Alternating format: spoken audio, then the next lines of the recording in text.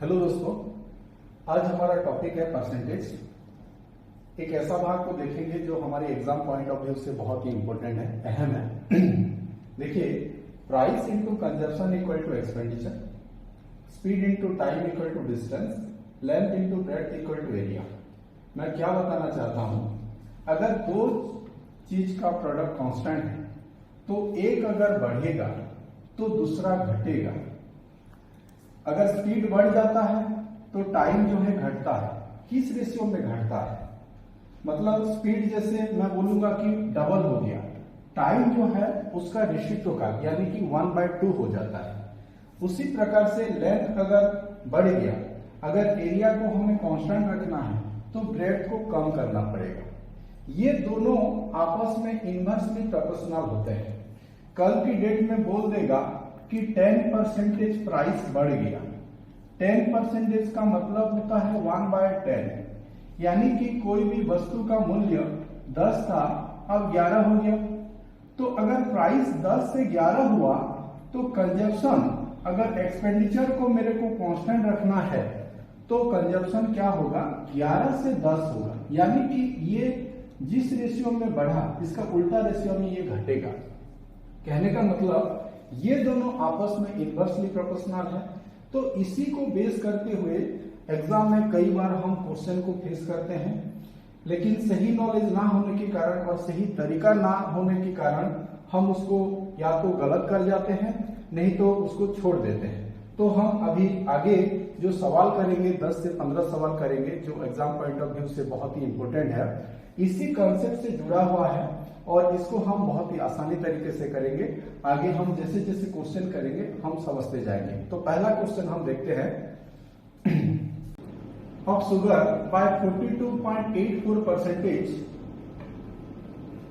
Because the price of sugar reduced by X%। Expenditure अगर constant रहा तो हमें बताना है X का मान क्या है। यहाँ एक चीज गिवन है, कंजप्शन जो है बढ़ गया, कंजप्शन बढ़ गया 42.84% और इसका वैल्यू होता है फ्रैक्शन में इसका वैल्यू होता है 3/7। फ्रैक्शन को हमें अच्छे से याद रखना है। तो जैसे 20% 1/5 होता है, ये 3/7 हुआ। तो 7 का जो कंजप्शन था अभी 3 बढ़ गया तो अभी 10 हो गया।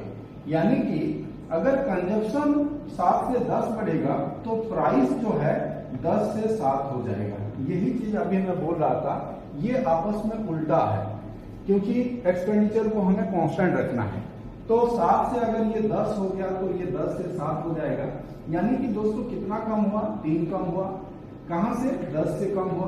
तो into 100 करेंगे तो 30% हमारा उत्तर आ जाएगा। 30% यानी कि सी ये सवाल का जवाब है। देखिए सेम उसी टाइप का क्वेश्चन है, उसी कंसेप्ट का।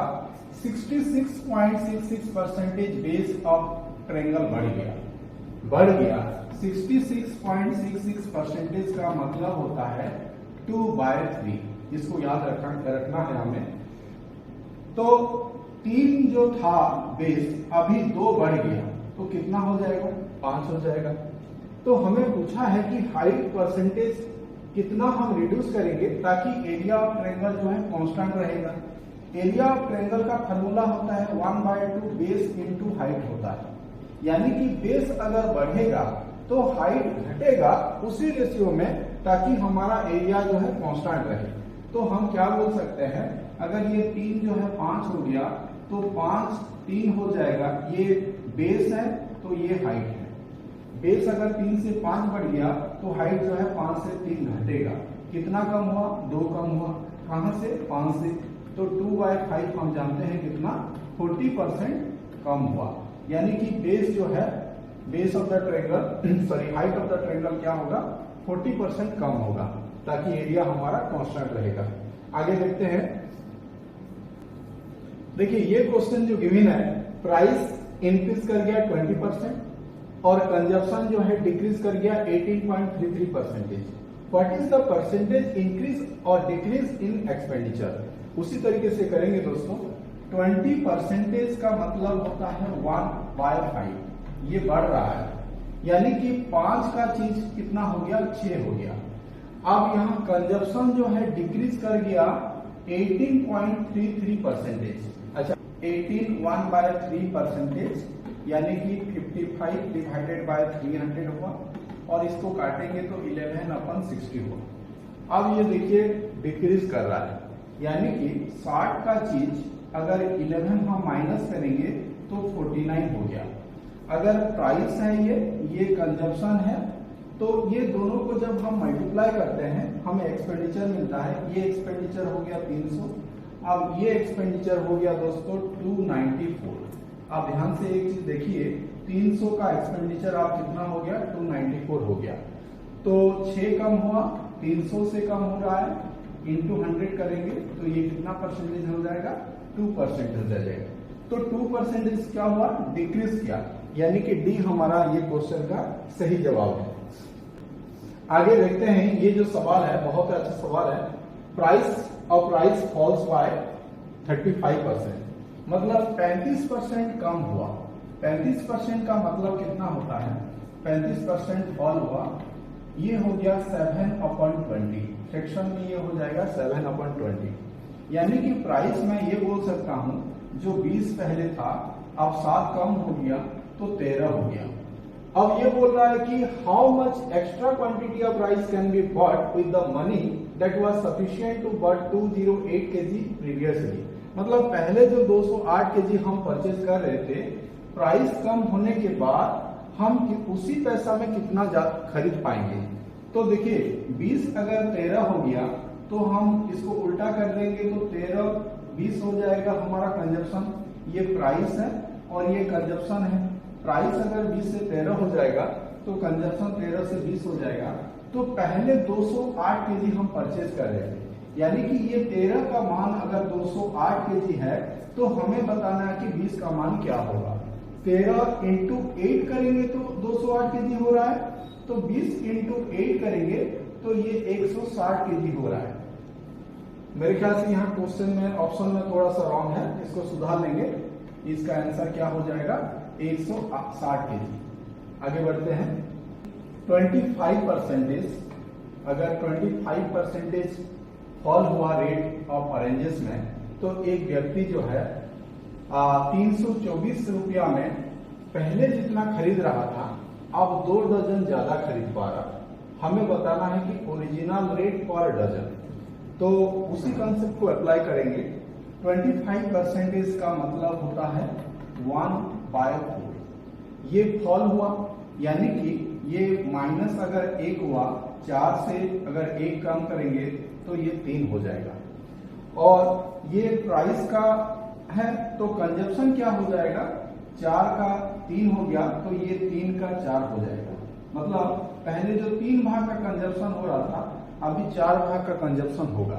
तो अभी हमें एक चीज दिख रहा है कि 2 डजन ज्यादा खरीद रहा है, यानी कि 3 से 4 का जो गैप है 1 भाग, ये 1 भाग जो है 2 डजन गिवन है। 1 भाग जो है 2 डजन गिवन है। तो अगर 1 भाग 2 डजन हुआ तो 3 भाग कितना डजन हो जाएगा, 3 भाग का मतलब हो जाएगा 6 डजन, और 4 भाग का मतलब कितना हो जाएगा, 8 डजन। ये निकालने की जरूरत नहीं है, लेकिन हमें ये चीज पूछा है कि 324 रुपया हम इन्वेस्ट कर रहे हैं, तो ओरिजिनली पर डजन का मतलब यहाँ 324 में हम कितना डजन पहले खरीद रहा था 6 डजन। तो इसको भाग देंगे तो हमारा आंसर आ जाएगा 54 पर डजन, यानी कि डी हमारा ये क्वेश्चन का सही जवाब है। दोस्तों ये क्वेश्चन मेरे ख्याल से बहुत आसान है, मैं इसको स्किप कर दे रहा हूं। आप इसको आराम से बिना पेन एंड पेपर में कर सकते हैं। 25% इंक्रीज कर गया तो रिडक्शन इन रेट कितना होगा, so that area will remain constant. ये आप करिए।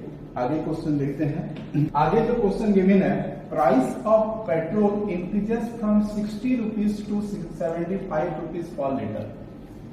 बोल रहा है कि how much percentage reduction in consumption so that 10% increase in expenditure पूछा है। अच्छा, 60 रुपया से ये हो गया 75 रुपीज पर लीटर, यानी कि ये प्राइस का बात है। इसको रेशियो में कन्वर्ट कर लेते हैं, सिंप्लीफाई कर देते हैं। 15 में 4 बार जाएगा, 15 में ये 5 बार जाएगा, तो प्राइस जो है 4 से 5 हो गया। तो कंजप्शन क्या हो जाएगा, कंजप्शन, अच्छा कंजप्शन हमें यहाँ 5 से 4 नहीं करना है, क्योंकि यहाँ एक्सपेंडिचर जो है 10% हमें इंक्रीज करना है। तो प्राइस अगर 4 से 5 हो गया, कंजप्शन के बारे में हमें निकालना है। मान लीजिए ये एक्स और वाई कंजप्शन है, एक्सपेंडिचर हमारा गिवन है 10 से 11 हो जाएगा। क्यों? 10% इंक्रीज हुआ एक्सपेंडिचर, 10% का मतलब होता है 1/10। तो पहले अगर 10 था तो बाद में कितना हो जाएगा, 11 हो जाएगा। अभी हमें एक चीज मिल गया कि 4x मतलब ये price into consumption equal to expenditure होता है। तो मैं लिख सकता हूँ 4x upon 5y is equal to कितना हो गया, 10/11। इसको अगर हम काटेंगे तो 2 में ये 2 बार गया 5, तो x बाय वाई कितना हो गया दोस्तों, x बाय वाई हो गया 25 डिवाइडेड बाय 22। यानी कि 25 से अगर 3 कम हुआ तो ये हमारा 3 कम हुआ, कहां से, 25 से। तो इंटू करेंगे तो हमें आंसर मिल जाएगा, सॉरी ये हो जाएगा 25, तो 25 में ये 4 बार जाएगा, तो 12% क्या होगा, कंजप्शन डिक्रीज करेगा। यानी कि ये हमारा ये क्वेश्चन का जवाब है। मैं थोड़ा सा रिपीट कर दे रहा हूँ।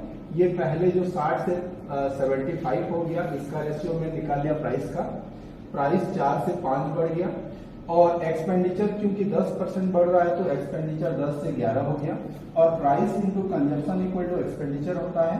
तो मैं वही चीज लिखा हूँ, 4x बाय 5 बाय कितना हो गया, 10/11। तो x बाय वाई का जो रेशियो हमें मिल गया 25 से 23। यानी कि 25 से अगर 22 हुआ तो 3 कम हुआ, सॉरी 22 हुआ तो 3 कम हुआ, तो हमारा परसेंटेज कितना कम हुआ, 12% कम हुआ। आगे देखते हैं क्वेश्चन नंबर 8 को कैसे करेंगे। प्राइस 53% बढ़ गया, तो मैं लिख सकता हूं 100 से ये 153 हो गया, 100 से ये 153 हो गया। तो यहाँ क्वेश्चन में बोला है family reduces the consumption such that expenditure of sugar only increases by 19%। Family consumed 63 kg earlier, what is the reduction in consumption per month. तो मैं यहाँ बोल सकता हूँ अगर ये प्राइस 100 से 153 हो गया और एक्सपेंडिचर के बारे में बोला है कि 100 से ये 119 हो गया, तो कंजप्शन हम निकाल पाएंगे।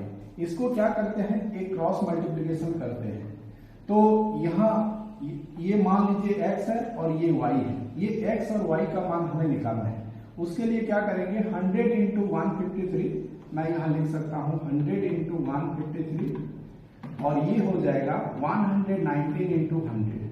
ये दोनों को मैं क्रॉस मल्टीप्लाई कर दिया, ये 100 कैंसिल हो गया, ये हो गया 9 और ये हो गया 7। यानी कि ये 9 से कितना केजी अभी हो गया, 7 केजी। तो पहले जो कंजप्शन हो रहा था 63 केजी, यानी कि ये 9 भाग जो है, अगर पहले 9 भाग का 63 केजी कंजप्शन हो रहा था, तो एक भाग कितना होगा, एक भाग हो जाएगा 7 केजी। तो हमें क्वेश्चन में पूछा है कि रिडक्शन कंजप्शन कितना होगा, तो 9 से 7 यानी कि 2 कम हुआ, तो हमें 2 भाग का पूछा है, और ये हो जाएगा दोस्तों 14 केजी। यानी कि हमारा आंसर हो जाएगा सी। 9 नंबर 32% इंक्रीज कर गया प्राइस ऑफ राइस। 32% का मतलब कितना होता है, ये होता है 8/25।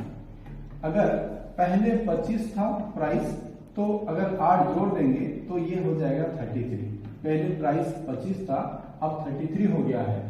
तो एक्सपेंडिचर को 10% इंक्रीज करना है। एक्सपेंडिचर मेरा क्या हो जाएगा, एक्सपेंडिचर अगर पहले 100 था तो ये 110 हो गया, यानी कि 10 से ये 11 हो गया। अब यहां बोला है कि if he consumes 180 kg after the price has increased, then how much rice he was consumed initially। तो हमें एक चीज अभी मैं जैसे बताया, कंजप्शन मान लेते हैं ये x और y है, तो x और y का वैल्यू हमें निकालना है, तो इसको क्रॉस मल्टीप्लाई कर देते हैं। क्रॉस मल्टीप्लाई करने से ये हो जाएगा दोस्तों 10 इंटू, पहला वाला हो जाएगा 10 इंटू 33, और ये रेशियो आ जाएगा 25 इंटू 11, 25 इंटू 11। तो 11 में ये 3 बार जाएगा, 5 में ये 2 बार जाएगा, 5 में ये 5 बार जाएगा। यानी कि 2 दिया 6 इस टू कितना हो गया 5। तो पहले ये x का वैल्यू मिल गया 6 और ये हो गया 5।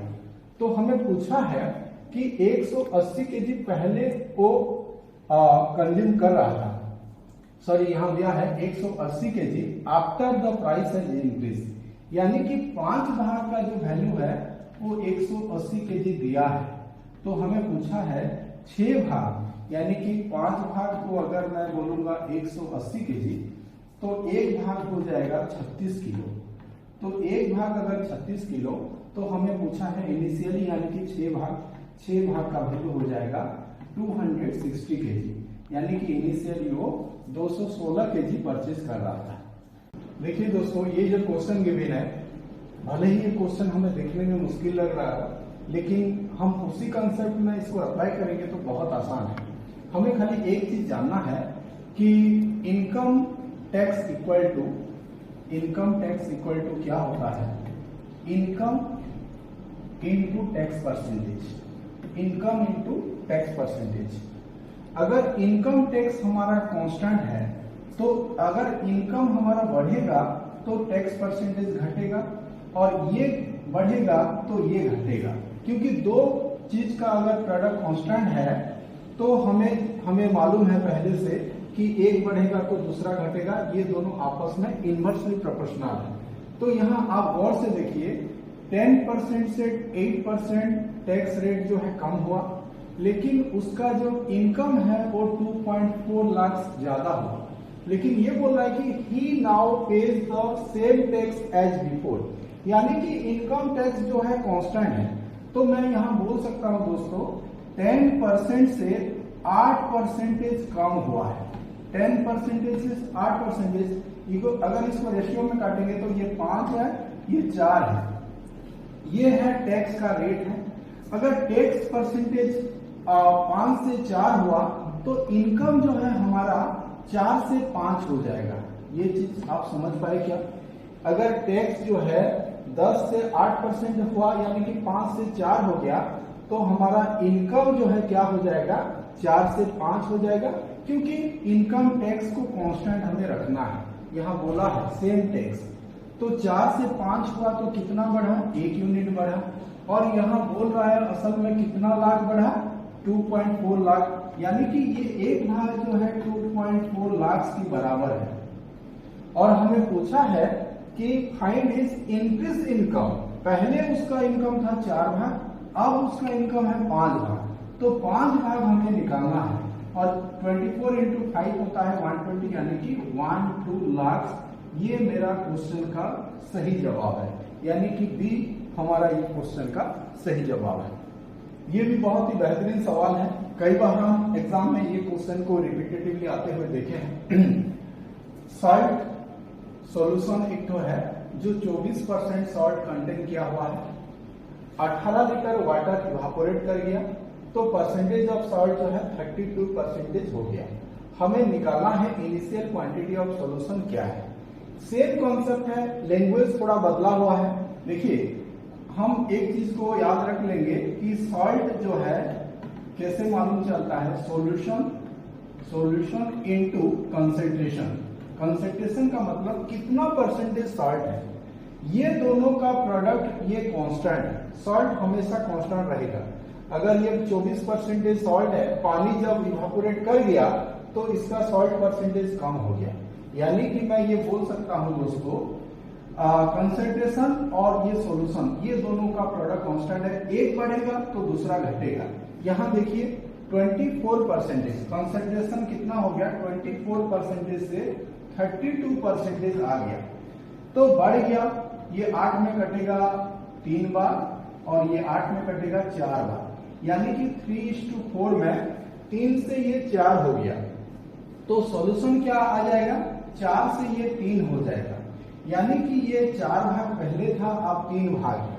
और ये क्वेश्चन में बोला है 18 लीटर इवापोरेट हो गया, यानी कि 4 से जो 3 हुआ, क्यों कम हुआ, 18 लीटर पानी इवापोरेट हो गया, यानी कि ये एक भाग जो है 18 लीटर है दोस्तों।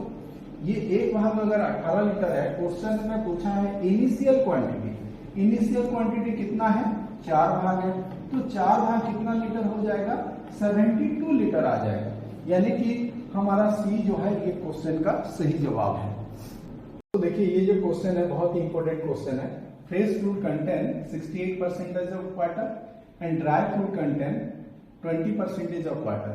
हमें पूछा है 200 केजी फ्रेश फ्रूट है और वहां से कितना ड्राई फ्रूट हम निकाल सकते हैं। तो ये क्वेश्चन को हम आसानी से कर सकते हैं। थोड़ा सा हमें नॉलेज हो कि फ्रेश फ्रूट और ड्राई फ्रूट, इसमें देखिए 68% ऑफ वाटर है, तो 32% जो बाकी बचा उसको हम पल्प बोलेंगे।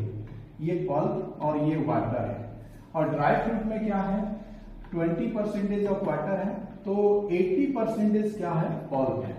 तो हम एक चीज हमें याद रखना है कि दोनों में पल्प जो है कांस्टेंट रहेगा। तो पल्प को हम क्या करेंगे, इक्वेट कर देंगे। तो 200 केजी हमारे पास फ्रेश फ्रूट है, 200 का पल्प कितना परसेंटेज है, 32% है। 200 का 32% किसके बराबर होगा, हम let it be x KG dry fruit, तो x को मैं x मान लेता हूं इसको।